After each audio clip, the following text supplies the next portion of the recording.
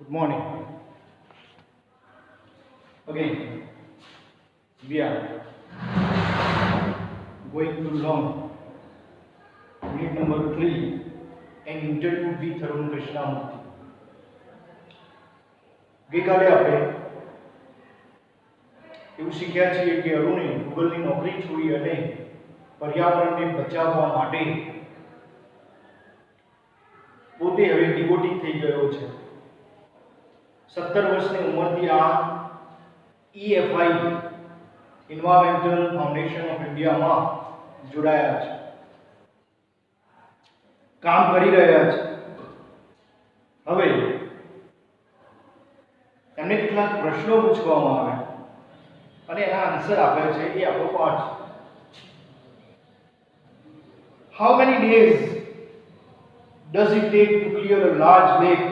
Do you use any special equipment for cleaning and safety?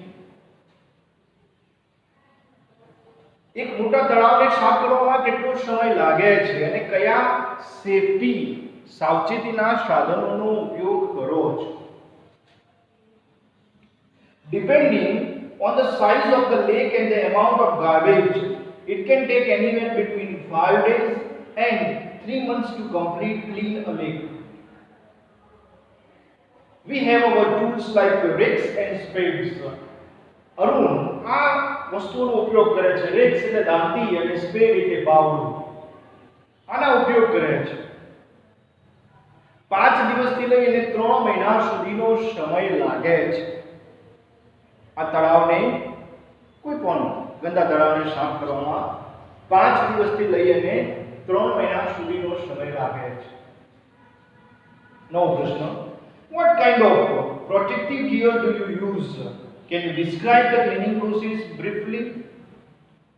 કયા પ્રકારના protective સાધનોનો ઉપયોગ થાય છે? We wear nose mask, sanitary gloves and carry rakes and spades with which collect the garbage and dump it into collection bucket which are taken to the garbage truck. We also use heavy machinery like earth movers and forklift to receive the lake and clear the weeds and shrubs that are harmful. હવે અરુણ કહે છે કે we wear nose mask, અમે નાકે પહેરવાનું mask પહેરીએ છીએ, sanitary gloves, હાથમાં gloves પહેરીએ છીએ, and carry rakes and spade with which we collect the garbage and dump it into collection bucket which are taken to the garbage truck.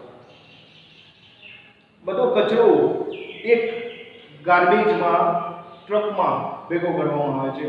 We also use heavy machinery like earth movers and forklift to desilt lake and clear weeds, shrubs and harmful garbage. Desilt નો અર્થ થાય છે કાદવ કાઢવું. weeds એટલે ઝાડવા અને shrubs એટલે ઘાસ. અને કેવા હાર્મફુલ હોય એવા, નુકસાનકારક. હાર્મફુલ એટલે નુકસાનકારક અને હાર્મલેસ એટલે નુકસાન ન થાય તેવું. harmful, harmless. What, in your opinion, can children and young adults do for the environment? What could be a small beginning by all of us in terms of protecting the environment? આપણે શું કરી શકીએ આ પર્યાવરણને બચાવવા માટે? Firstly, we should all stop throwing trash outside our homes. Trash એટલે કચરો.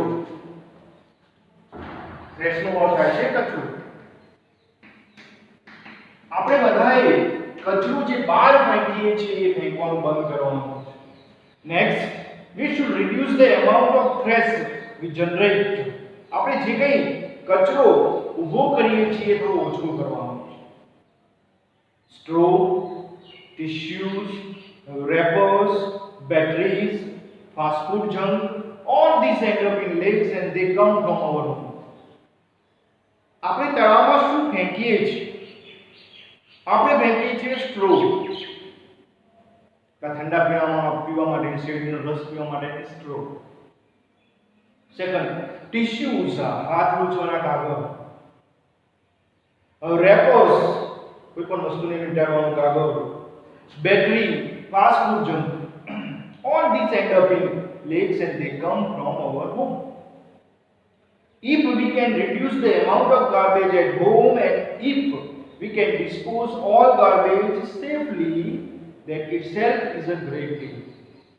જો બધો કચરો આપણે જાતે ઓછો કરીશું તો આપણે પર્યાવરણ ઉપર મોટો ઉપકાર કરીશું. Every student is welcome to volunteer with us in helping the environment. દરેક વિદ્યાર્થી આમાં મદદરૂપ થઈ શકે છે. How much time do school-going children need to devote in, say, a week for an environmental cause? સ્કૂલે જતા વિદ્યાર્થીઓ કેટલો સમય આપી શકે? આવું અરણને પૂછવામાં. 4 hours a weekend.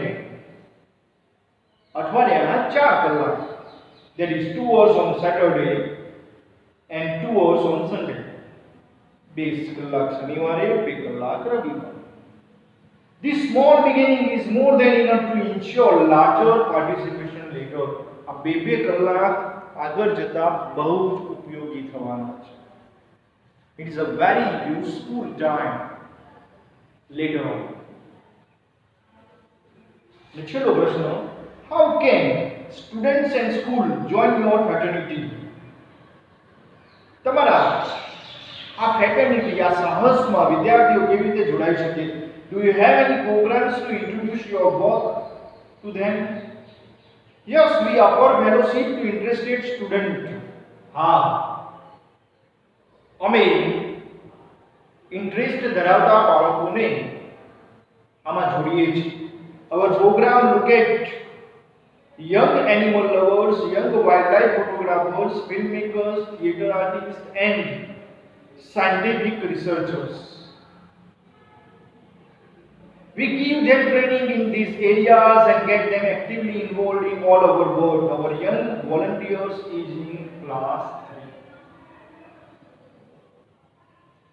3. Young animal lovers, જેને પ્રાણીઓ વધારે ગમે છે. યંગ વાઇલ્ડ લાઇફ ફોટોગ્રાફર્સ, જંગલોના ફોટાઓ જે પાડે છે. Film makers, theatre artist and scientific researchers, આ બધાને અમે અમારા સાહસમાં જોડીએ છીએ.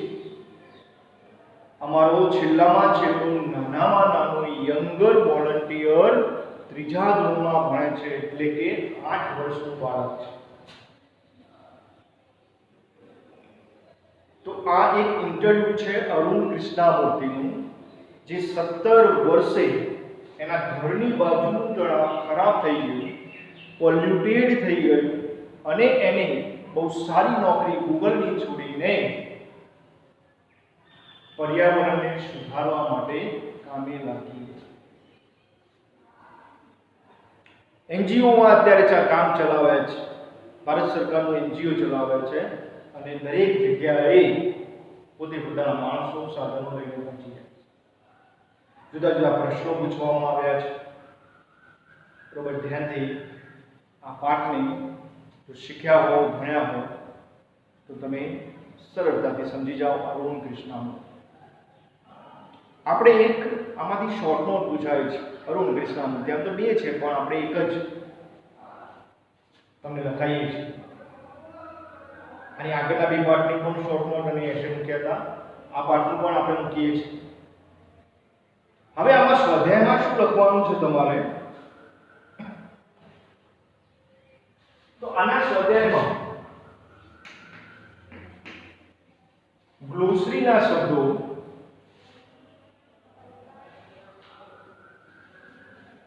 C4, C5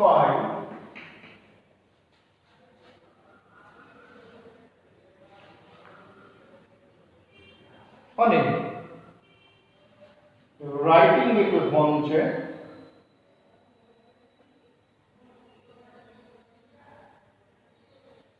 world environment day,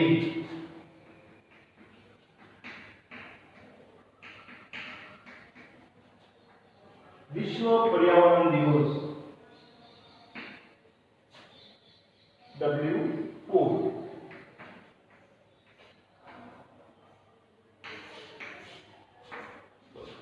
આપણી એક્સરસાઇઝ છે. જે આપણે નોર્મલ લખવાની છે.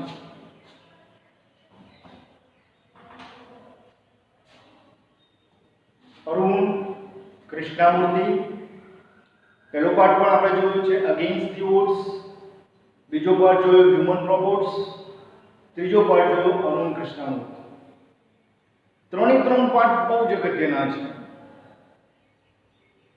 જેમ ચાલે છે એમ થોડું ટેક્સ્ટબુકમાં તમારી પાસે જો ગાઈડ હોય તો એમાં ધ્યાન રાખો તો બહુ સરળતાથી પાઠ શીખી શકાય. આમાંથી આપણને એક્સ્ટ્રેક્ટ પૂછાશે, જોઈ લખવાના પ્રશ્નો. ઓકે, અહીંયા આપણે આપણો આ ત્રીજો યુનિટ પૂરો કરીએ છીએ. ઘરે રહીને પણ આપણે ભણીએ છીએ. ઓકે, ગુડ મોર્નિંગ, અને બહુ સારી રીતે તમે ભણશો એવી આશા સાથે થેન્ક યુ વેરી મચ.